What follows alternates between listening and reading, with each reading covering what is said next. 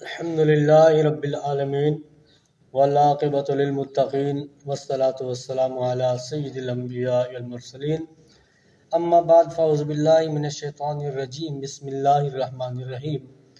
محترم ناظرین و سامعین، السلام علیکم ورحمۃ اللہ وبرکاتہ۔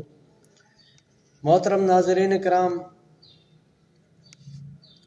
آج ہم آپ کے سامنے پیش کر رہے ہیں گردہ اور مثانہ کی پتھری کا علاج اور اس کی کیفیات، اس کے اسباب، اس کے علامات اور اس کے بعد اس کا علاج۔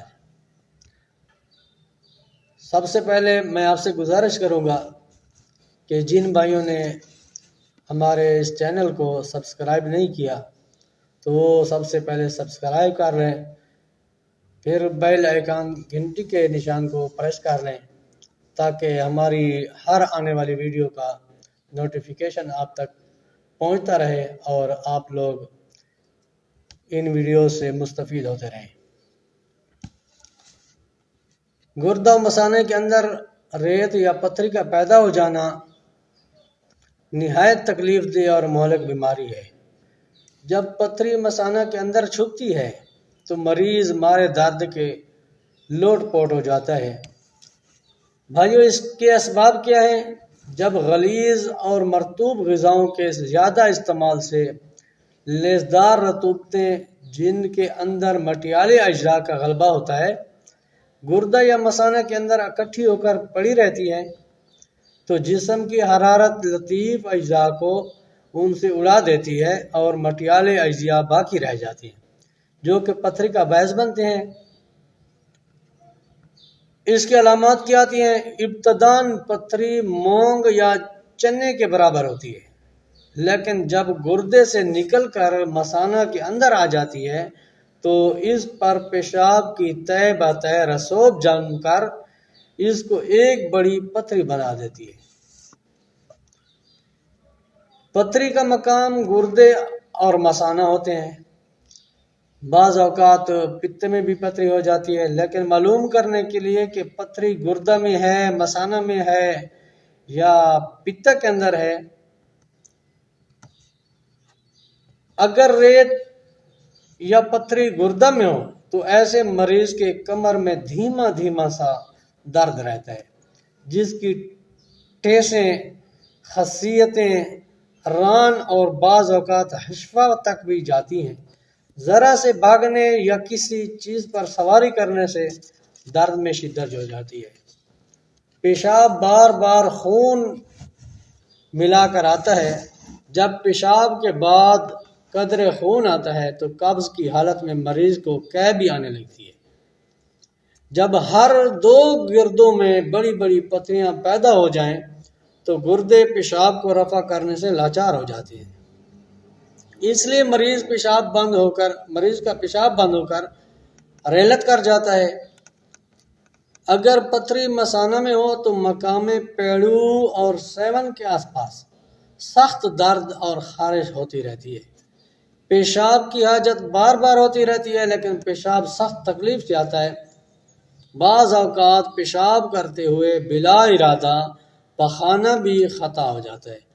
پیشاب کر چکنے کے بعد بھی مریض کو ایسا محسوس ہوتا ہے کہ گویا ابھی پیشاب کی حاجت باقی ہے۔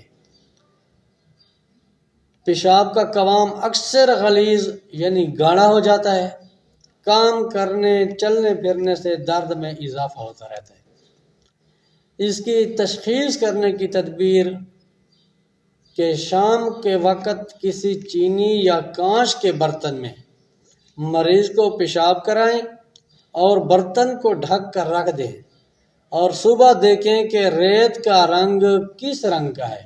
اگر سرخ رنگ کے اجزاء نظر آئیں تو مرض یعنی پتھری گردہ میں ہے، اور اگر اس کا رنگ سفید ہو تو سمجھے کہ مرض ابھی مثانے تک پہنچ چکا ہے، مثانے کے اندر پتھری جم چکی ہے۔